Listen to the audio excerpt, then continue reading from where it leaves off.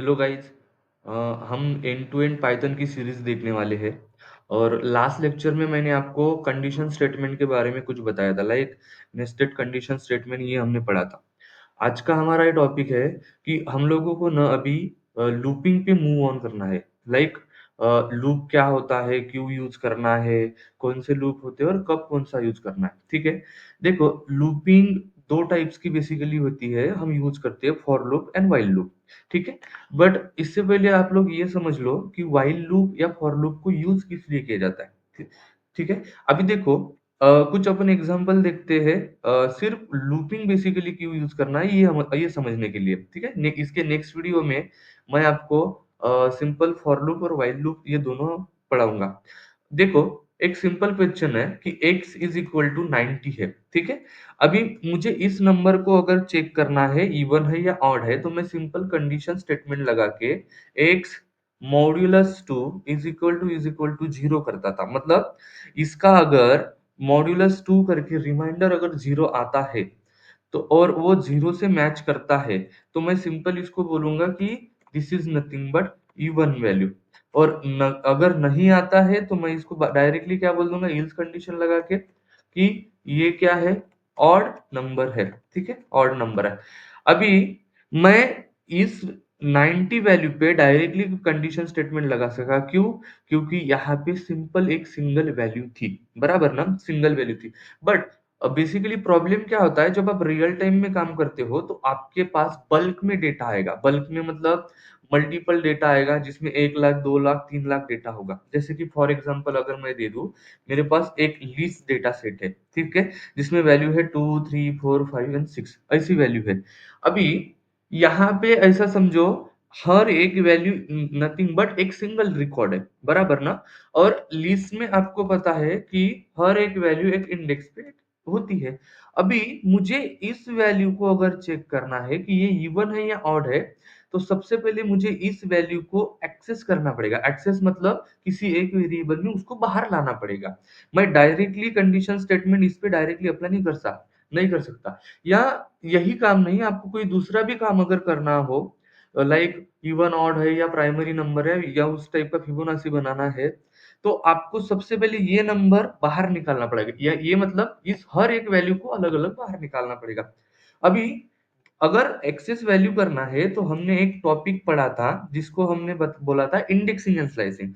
मान लीजिए मैं 0 इंडेक्स के बेसिस पे वैल्यू निकालता हूँ। आप यहाँ पे देख सकते हो 2 वैल्यू क्या हो गई, एक्सेस हो क्या आ गई। और इसी को मैं अगर किसी दूसरे वेरिएबल में स्टोर करता हूँ, तो आप यहाँ पे सिंपली प्रिंट कर सकते हो कि मैंने बड़े डेटा में से, मतलब एकदम बल्क डेटा में से एक छोटी वैल्यू, मतलब एक छोटा एक रिकॉर्ड, सिंगल रिकॉर्ड को बाहर निकाला। अभी सिंगल रिकॉर्ड को बाहर निकालने के बाद मैं अभी इस पे कंडीशन स्टेटमेंट अप्लाई कर सकता हूँ। मान लीजिए यही चीज सेम टू सेम मैं उस पे अप्लाई करता हूँ, इवन है या ऑड है। तो यहाँ पे आप सिंपल देख सकते हो, ये बोल रहा है कि this is nothing but even value. मान लीजिए आपको सेकंड रिकॉर्ड को चेक करना है, नथिंग बट 2 को, तो मैं इंडेक्सिंग आगे बढ़ाते चलूंगा 1। तो ये बोल रहा है ऑड है। ठीक है, मान लीजिए मैं साथ ही में वैल्यू भी दिखा देता हूँ कि कौन सी वैल्यू आ रही है। ठीक है, ए, और ये वैल्यू है, एफ स्ट्रिंग लगा के, और this is nothing but A, odd value है, एफ स्ट्रिंग लगा के।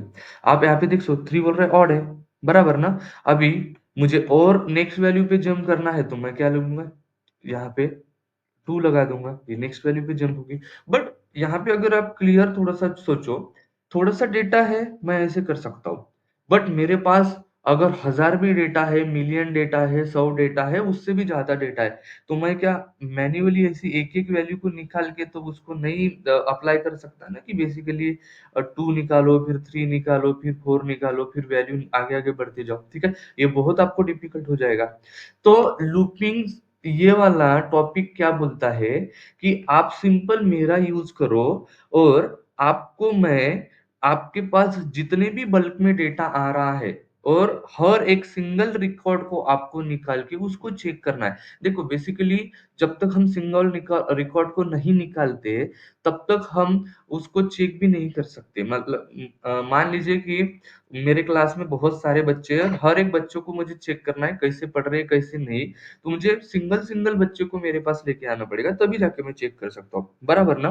तो उसके लिए इसमें से सिंगल सिंगल स्टूडेंट निकालना पड़ेगा। इसके लिए अपन ने ये वाला टॉपिक देख किया, बट इसके बेसिस पे हो नहीं रहा है क्योंकि ये बहुत टाइम ले रहा है।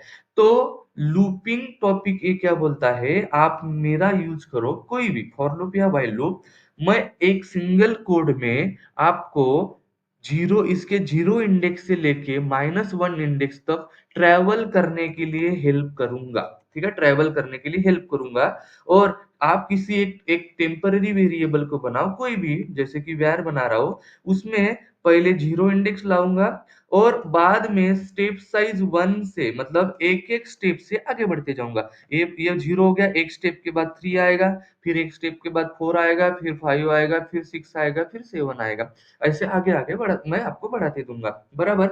अगर एक बार एक वैल्यू आपकी आ गई, आप उसको सिंपली चेक कर सकते हो, ठीक है? और यही काम करके देता है आपका लूपिंग ये वाला मॉड्यूल्स या ये वाला आपका टॉपिक। ठीक है, एक एग्ज़ाम्पल दे देता हूँ मैं।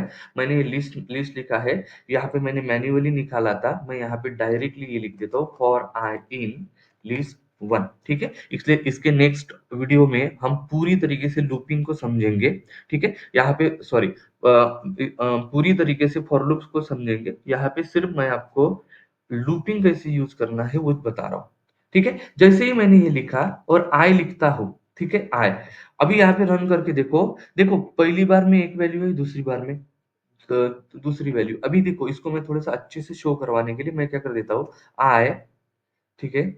और यहाँ पे इज़ इक्वल टू सिंपली लगा देता हूँ। मतलब एक कमेंट लिख दिया मैंने और कमेंट के साइड में आई। देखो, तो पहली बार में यहाँ इसको इज़ इक्वल टू लगा देता हूँ। पहली बार में आई में 2 वैल्यू आई।